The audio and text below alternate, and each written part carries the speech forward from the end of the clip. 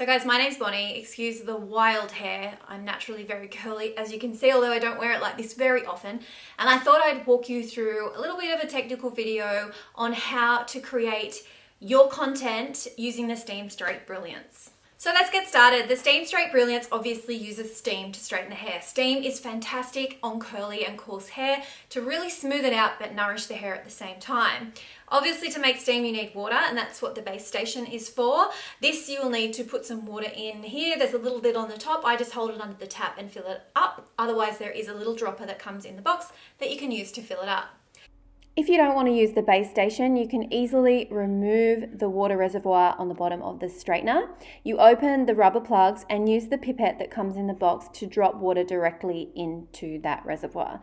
Then you just close the cap and reattach it to the straightener.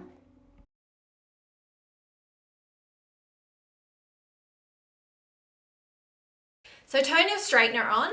There are multiple heat settings from 140 degrees to 220 degrees.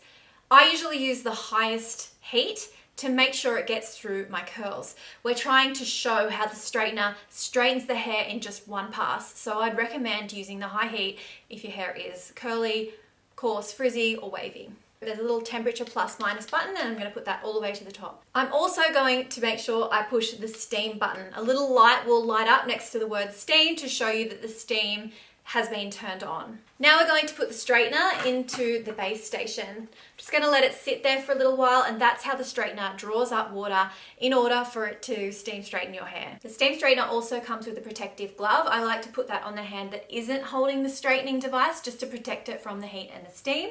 I like to use my straightener without the little comb guides in there. However, if you find that helps you get through your hair, feel free to use those in. They are removable. So it's a good idea to use a clip or a band to hold the rest of your hair out of the way so that you can clearly see what's going on with the section of hair you're straightening.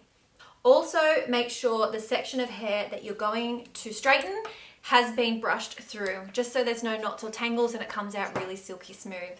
Sections of hair approximately 1 inch by 1 inch are a good guide. Make sure you don't go down the hair shaft too quickly.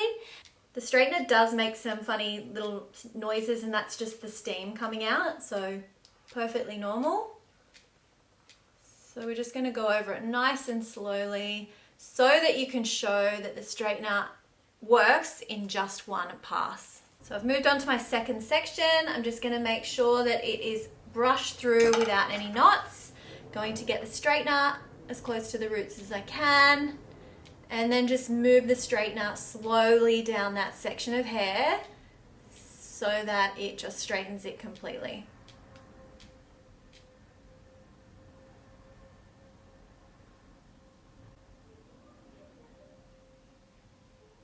If you find that the straightener isn't straightening the hair in just one pass, it's probably because your sections are too thick. Once you get to the halfway mark, it's a great place to show a comparison because you can clearly show how the straightener has left your hair silky, straight and smooth compared to how your hair was before. If you've got a few flyaways like I do, add a little bit of hairspray or shine spray and it will just make the end result look really smooth and sleek. So I hope that's shown you that you can create really beautiful, sleek and smooth results for your one pass challenge.